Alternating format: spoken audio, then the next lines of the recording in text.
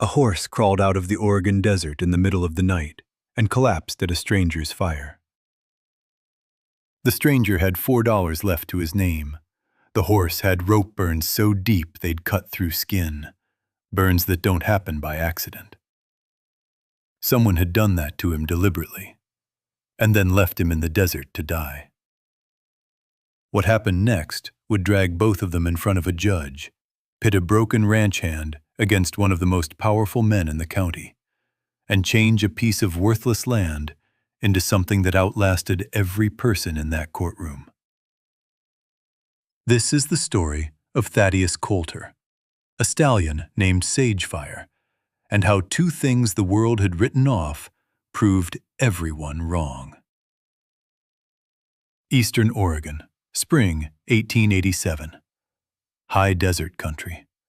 The kind of place that looks like it's been bleached by something angry. Basalt stone pushing through the topsoil like old bones. Sagebrush rattling dry in the wind. No rivers.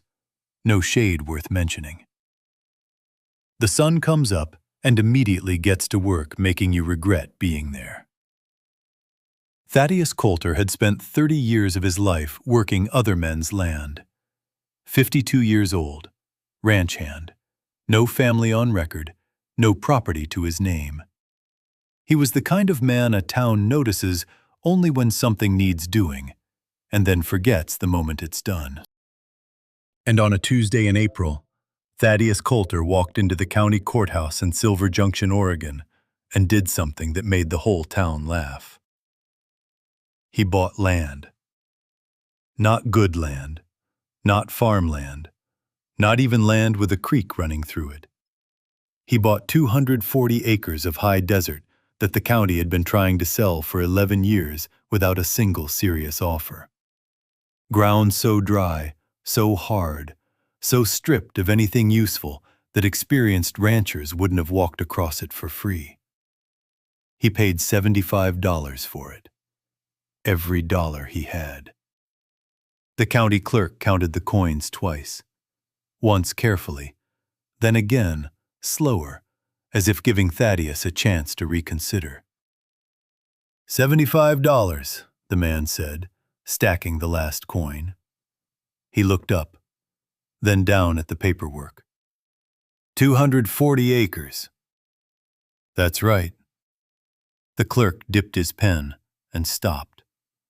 Lowered his voice the way people do when they're about to say something the walls probably shouldn't hear. You know where this land sits. Thaddeus nodded once. High desert, the clerk continued. The salt and sage. No surface water. The desert doesn't keep things long, men or fences. Thaddeus slid the final coin across the counter. 2 fingers, slow and deliberate. I don't need it to keep much. The pen scratched across the page. Thaddeus watched his name take shape, letter by letter. Each one pressed hard enough to dent the paper underneath. When the clerk tore the deed free, Thaddeus folded it carefully along the existing crease lines, not rushing, not fumbling, then slipped it inside his coat and pressed his palm flat over it. He held it there for a moment. Then he walked out. Outside, Silver Junction went about its morning. A cart moved down the main street. 2 men talked outside the feed store. Nobody stopped to ask what Thaddeus had just done. But by the time he mounted his mule and pointed it west toward the desert, word had already started moving through town the way words do in small places. Fast, quiet, and a little cruel. He spent everything on the Coulter Flats. That dry ground east of the ridge. Must have lost his mind. Thaddeus rode past all of it. The town thinned behind him. Buildings gave way to scrub. Fence lines gave way to nothing. The land opened wide and pale, wind cutting low and steady, and he rode into it without looking back. By dusk, he'd chosen a shallow rise.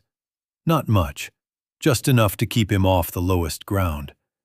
And he unloaded his gear. The stakes he hammered went in hard.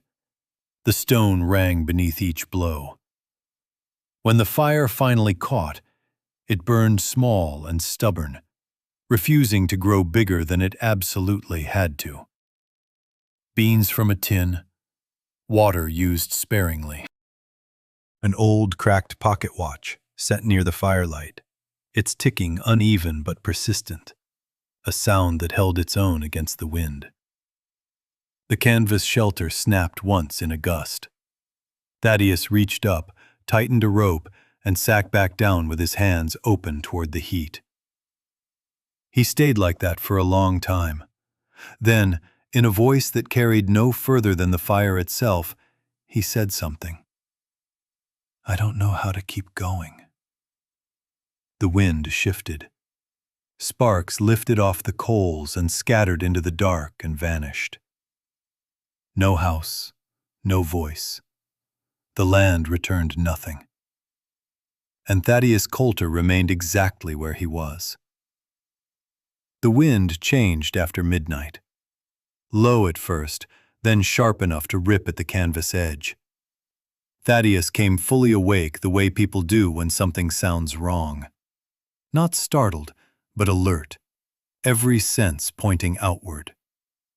He sat up, pulled on his coat, fed the fire until it caught again, small flames leaning hard to one side in the gusts. Poured cold coffee into a tin cup and drank it standing, boots planted wide for balance.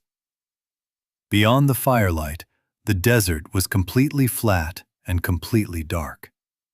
The kind of darkness that feels like it's been placed deliberately, like something is standing just outside the circle of light and choosing not to step in.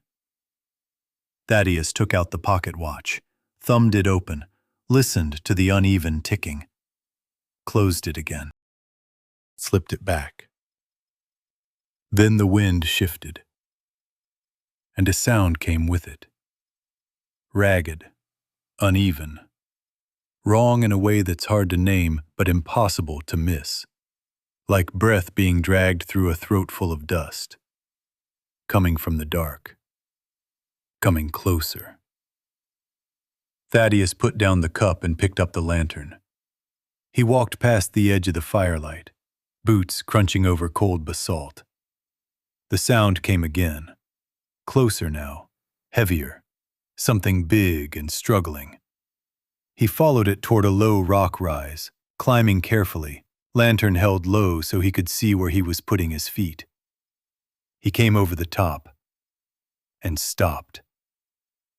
A stallion lay in the sand below him. Dark coat covered in dust and dried sweat, ribs standing out sharp as fence rails beneath the skin. One eye rolled toward the lantern glow, wide, aware, but barely keeping purchase on the world. The animal's chest heaved. It tried to draw a full breath and failed, once, then found it again, shallow and rattling. Thaddeus came down the rise slowly and knelt beside the horse. He pressed 2 fingers against the stallion's neck. The pulse was there, thin as wire, fluttering like something trying not to let go. "Easy," Thaddeus said. "You made it." He uncapped his canteen and tipped water along the horse's lips. A little at a time, patient, not rushing him.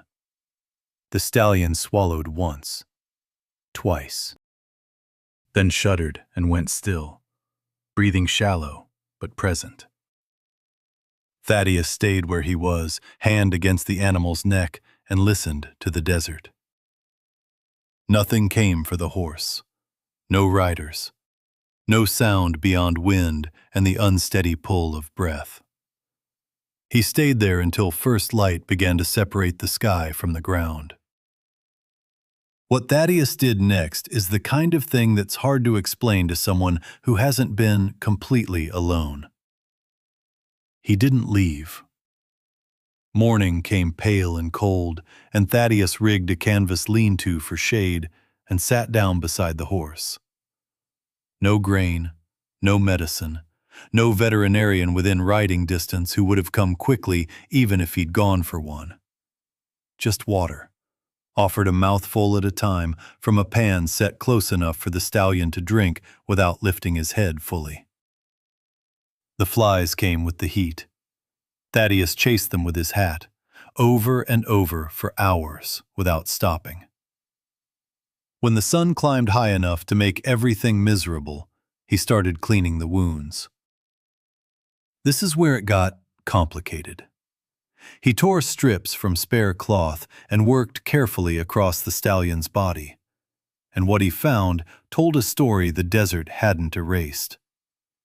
Rope burns. Deep ones, crossing the flanks in patterns that don't happen when a horse gets loose and drags a lead line. These were the marks of deliberate restraint. Tight, sustained, grinding. Raw patches across the shoulders and withers where tack had been fitted too hard and left too long. Old scarring under the new damage. Thaddeus sat back on his heels and looked at what someone had done. "You didn't do this to yourself," he said. The stallion's ear moved, one small flick.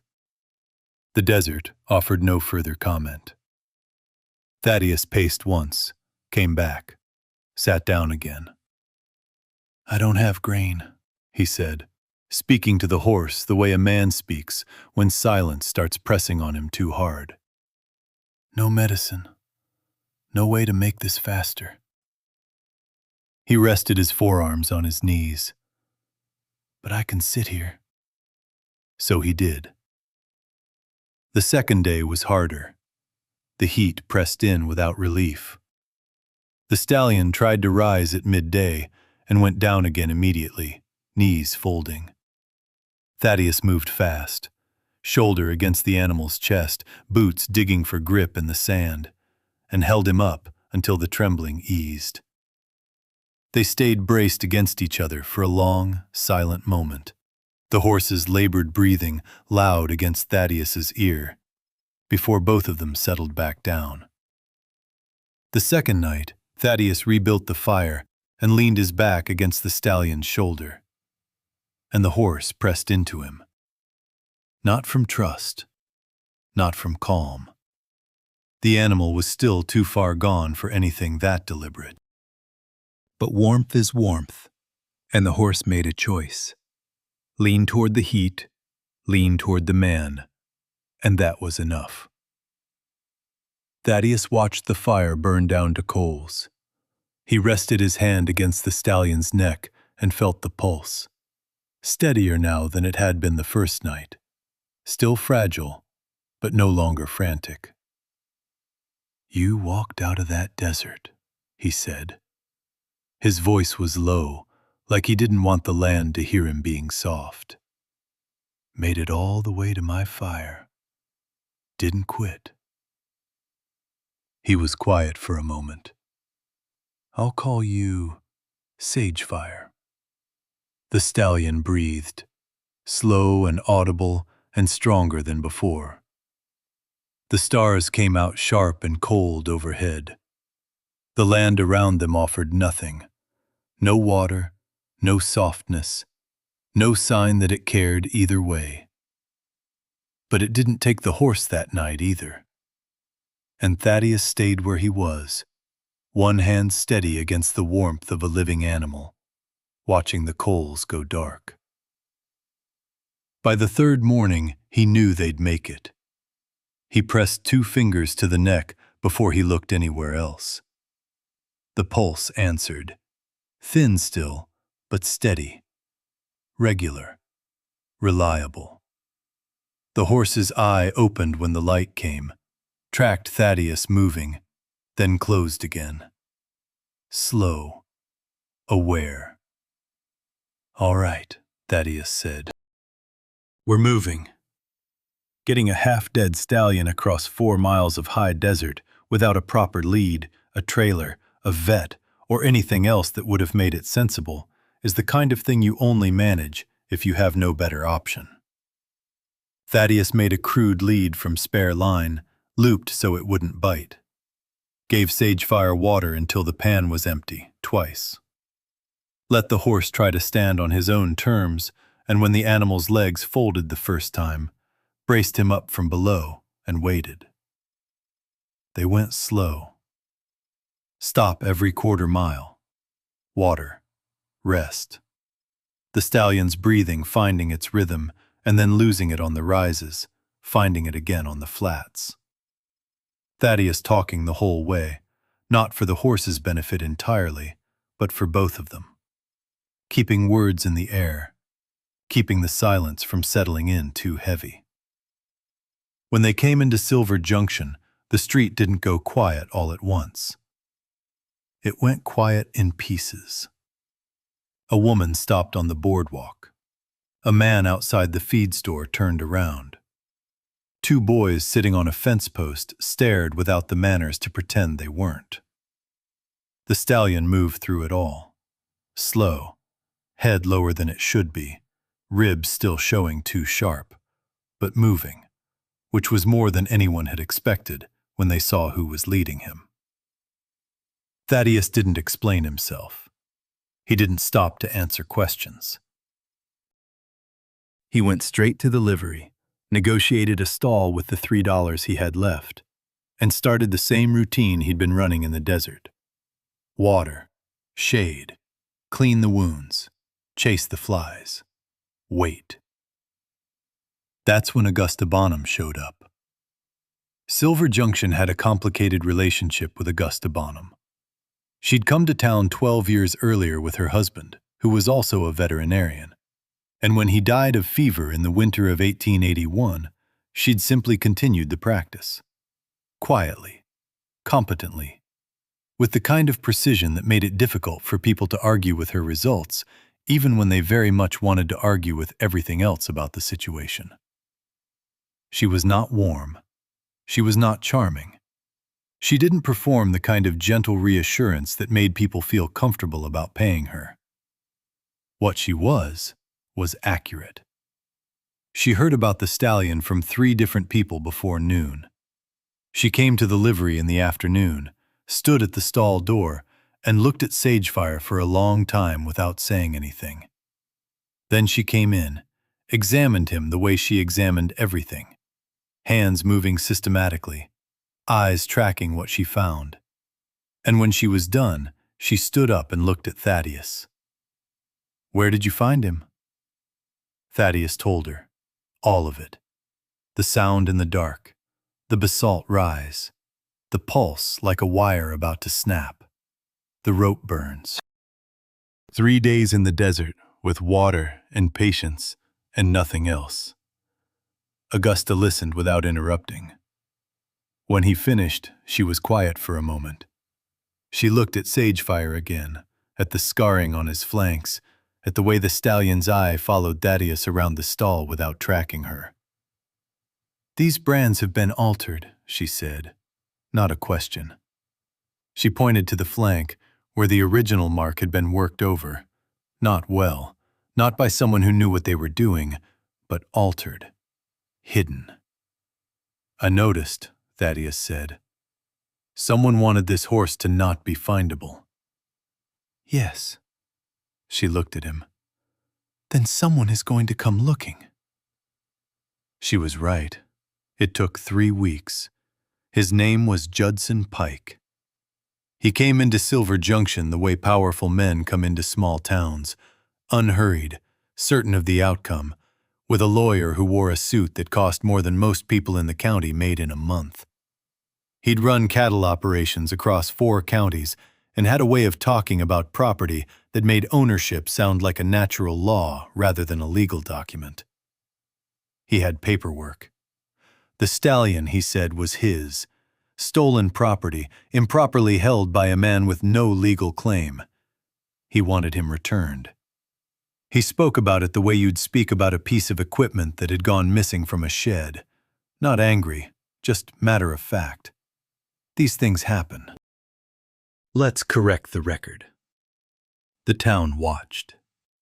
They watched with the particular neutrality of people who have learned to read which way the wind blows before they decide where they're standing. Pike was connected. Pike was the kind of man who remembered things, the kind of man whose goodwill was worth keeping if you could manage it. Thaddeus said nothing in the street. He listened to Pike. He looked at the paperwork. He went back to the livery. That night he sat in Sagefire's stall and thought about the rope burns on the stallion's flanks. He thought about the altered brand. He thought about an animal left in the desert to die slowly, far enough out that nobody would stumble across it before the heat finished the job. Then Augusta arrived at the stall door. She was carrying a lantern and a folded sheet of paper. "I've been asking questions," she said. She went door to door. Not aggressively. Augusta never operated aggressively, but with the patient persistence of a woman who had learned that most people will talk if you give them a reason and remove their fear of being the first one. A clerk at the land office produced records without being asked, because the right question framed the right way sounds like a routine inquiry. A woman at the shipping office wrote down figures and dates and slid the paper across the counter without meeting Augusta's eyes. At another stop, a former stable hand hesitated in a doorway, eyes cutting to the road and back. "They told us not to speak," he said. "Said it would pass." "It won't," Augusta said. He swallowed and spoke anyway. By evening, the clinic table was covered. Shipping receipts dated months after the ranch operation that supposedly owned Sagefire had closed. Breeding logs with alterations that weren't quite clean. Numbers changed, names written over in slightly different ink. A transfer list that put Sagefire moving between properties at dates that didn't match what anyone in the valley actually remembered seeing. Thaddeus stood near the window, watching the last light leave the street. Augusta put her finger on one page. "This record puts him on a transfer list 4 months after the ranch shut down. But no one moved him. He never left the valley." "Because he was hidden," Thaddeus said. "Because he was inconvenient," Augusta said. "A horse with altered brands and an ownership dispute is a liability. Easier to lose him in the desert than fight about him in court." She stacked the papers neatly. "Except someone found him." That night, Thaddeus stayed in the barn. He brushed Sagefire's coat by lantern light until it came up dull gold, working the brush in slow strokes while the stallion stood patient and solid. Not the collapsed, struggling animal from the desert. Something that had come back into itself. The horse turned his head and breathed warm air against Thaddeus's sleeve, the way horses do when they've decided a person is safe. Augusta appeared at the stall door. She looked at both of them for a moment. "You'll stand tomorrow," she said. Thaddeus latched the stall, checked the chain twice. "I will." Outside, clouds had come in thin and high, rare in that country.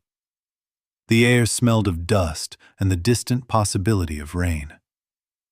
Thaddeus rested his hand against Sagefire's neck and stayed there in the dark. Because tomorrow wasn't going to be decided by whoever had better paperwork. It was going to be decided by who remained standing when it actually counted. The courthouse filled before the bell stopped ringing. Every seat taken. People standing along the walls. The room smelled of wool and sweat, and the particular ink and old wood smell of a place where things get decided. Dust drifted through the tall windows and settled on hats and shoulders. Boots scuffed the floorboards. Nobody wanted to miss the moment when the story turned. They expected it to turn toward Pike. Pike sat near the front, suit clean, posture easy. He spoke quietly with his lawyer and did not bother to look back at the room. Thaddeus entered with Augusta beside him. He removed his hat, stood until the judge took the bench, sat with the hat folded in both hands on his lap. Pike's lawyer rose first, and he was good at his job. His voice was measured and practiced, and carried exactly the right amount of calm authority. The voice of a man who'd done this before and knew where it was going. He laid out the ownership claim clearly, spoke of a valuable horse improperly held, of records that established provenance and prior ownership. He mentioned Thaddeus once, gesturing toward him without using his name, in the way lawyers do when they want to reduce someone to a category. When Thaddeus was called to stand, the room settled into the kind of quiet where you can hear the building breathe. He walked to the stand, stood still, both hands resting on the rail. "You're a hired man," the lawyer said. "Isn't that right?" "Yes." "No land to speak of, no established operation. And you expect this court to believe that a stallion worth considerably more than your entire property simply wandered into your care?" "He collapsed at my fire," Thaddeus said. "He was dying." The lawyer took a half step closer. His voice dropped just enough to sharpen. "And that made him yours?" Thaddeus didn't hesitate. "It made him alive." The murmur that went through the room wasn't approval exactly. It was the sound of people recalibrating. Augusta followed. She was not dramatic about it. She laid the documents out one at a time and explained each one in plain language, the way she explained things, as if she was describing a procedure she'd performed a dozen times, and the only interesting part was getting the facts right.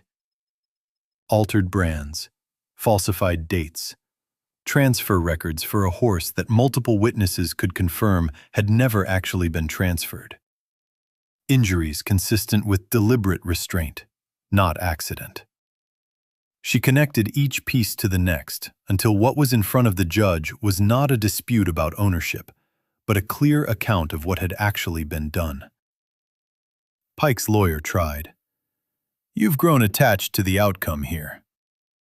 Augusta looked at him steadily. "I've grown accurate." Pike himself broke then. He stood up without waiting for permission, voice gone sharp, the ease dropping off him. "You're siding with nobody, a man with nothing." Augusta turned toward him. She didn't raise her voice. She didn't need to. "I'm siding with what lasts, not what exploits." The judge called for order. Silence. No one moved. No one coughed. When the ruling came, it was clean and final. Sagefire remained with Thaddeus Coulter. Thaddeus sat still for a long moment after the gavel struck. Then he reached for Augusta's hand. She took it without looking down at it, as if it was the obvious thing to do. Pike left first, shoulders rigid, eyes fixed straight ahead. He moved through the crowd, and the crowd did something interesting. It opened for him, but not in respect, in refusal. A man near the courthouse steps muttered his name and shook his head. Another turned away outright. By the time Pike reached the street, the space around him had widened into the kind of distance that doesn't close again. Thaddeus came outside into afternoon light with Augusta beside him. The street felt different. Not warm. Not welcoming. Something more honest than that. Adjusting. The town of Silver Junction taking in what had just happened and figuring out what it meant about the positions they'd taken before. An older rancher named Hollis Keene stepped forward. Big man, weathered, the kind of face that doesn't offer expressions cheaply. He looked at Thaddeus directly. "Coulter," he said. "Didn't think you'd win." "Neither did I." Hollis shifted his weight. looked somewhere past Thaddeus's shoulder for a moment. "If you're fencing that land of yours, I've got post been sitting too long. You can have it." No ceremony, no apology, no acknowledgement that he'd laughed along with the rest of them when Thaddeus bought the desert ground. Just a correction, practical and immediate. Another man offered scrap lumber. A woman pressed a sack of grain into Thaddeus's hands without meeting his eyes. Someone else mentioned they had extra rope, good rope, if he needed it for the fencing. Augusta watched all of it happen from beside him, her expression careful and reserved. "They follow proof," she said quietly. "Proof lasts," Thaddeus answered.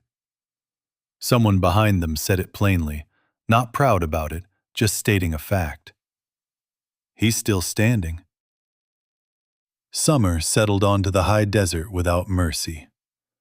Thaddeus worked from first light until the sun stood too high to argue with, and then he waited in the shade for an hour and went back to work. Fence posts went in one by one, stone ringing under the hammer. A rough shelter rose beside the same rise where his first fire had burned.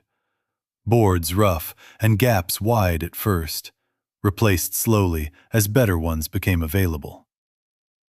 Augusta came often. Sometimes with supplies, sometimes with nothing at all, just her measuring eye and her careful walk across the ground, studying slope and stone, kneeling to press her fingers into the dirt and read what was underneath. "It's not dead ground," she said one afternoon, standing and brushing her hands clean. "It's sealed. There's something under here." "Water?" "Possibly. You'd need a driller." They dug first by hand in the places she marked, fighting basalt and packed earth for days before the driller named Thomas Avery came out, hat pulled low, eyes already reading the land before he'd gotten off his horse. He walked the property slowly, crouched down, studied the way the shallow draws ran, looked at which direction the scrub leaned, stood for a long time on the rise above where Thaddeus had first made his camp. "There's a chance," Avery said. "No promise." Thaddeus looked at Augusta. She gave a small nod. The drilling rig arrived 3 days later, loud enough to hear for miles, biting into the earth with a sound that shook the ground underfoot. Dust rose. Stone cracked and split. Hours passed under a sky that offered no opinion either way. Augusta stood with her hand shading her eyes, watching the drill heads sink lower. Near dusk, the sound changed, dropped to a lower register, a hollow note, like something answering from below. Water came up cold and clear and fast, spilling over the edges of the trough they'd cut. Nobody spoke for a moment. Thaddeus knelt and let it run over his hands. Cold enough to ache. Real. Augusta stepped forward, stopped, held her hand above the flow, fingers trembling. Just once, quickly, before she lowered them in, drew them back, pressed her wet palms together slowly. "It was here," she said. "The whole time. It was already here." That night, they built a fire beside the new well. Sagefire stood at the edge of the firelight, drinking from the trough without hurry, his coat finally filled out to what it should have been, dark and solid in the lantern glow, the rope scars still visible on his flanks but faded now, older, belonging to a different version of the animal. Thaddeus watched him, then turned to Augusta. "Build here," he said, "with me." Augusta looked out across the dark land. She listened to the water moving in the trough, water that had always been there, under rock and sand and 40 feet of desert, waiting for someone to look in the right place. She took his hand. "Yes," she said. Years passed, the way years do in a place like that. Slowly if you're fighting it, and only fast in retrospect. Grass took hold where Sage had ruled, coming in thin at first along the fence lines, and then spreading inward as the water changed the ground. Foals ran the pasture. Sagefire's line moved to good hands up and down the basin, the horses recognized by people who knew horses, for their endurance, their temperament, the way they didn't quit when the work got hard. Thaddeus and Augusta stood together at dusk on an evening some years after all of this, watching the land hold what they'd made. The fence lines ran straight. The wellhead was worn smooth from years of use. The shelter had become a house. Modest, but a house. The fire burned low. The water kept moving. Down in Silver Junction, the story had changed in the telling the way all stories do. Some people remembered it one way, some another. But the version that stuck, the one that got told to children and repeated at tables, was simple. A man bought ground everyone said was worthless. A dying horse chose his fire. He held on. She helped him see what was already there, and they built something that lasted. The courthouse records still showed the date of the ruling. Sagefire's line carried forward in the breeding logs of a dozen operations across eastern Oregon. The deed to 240 acres of high desert remained in the same crease lines it had been folded into on the day Thaddeus pressed his palm over it and walked out into the wind. What is chosen late can still endure. Not because the world made it easy, not because anyone came riding out to help before it mattered, but because two people, one with nothing left to lose and one who had stopped believing things could be built, looked at what everyone else had given up on and decided it was worth staying for. And they stayed.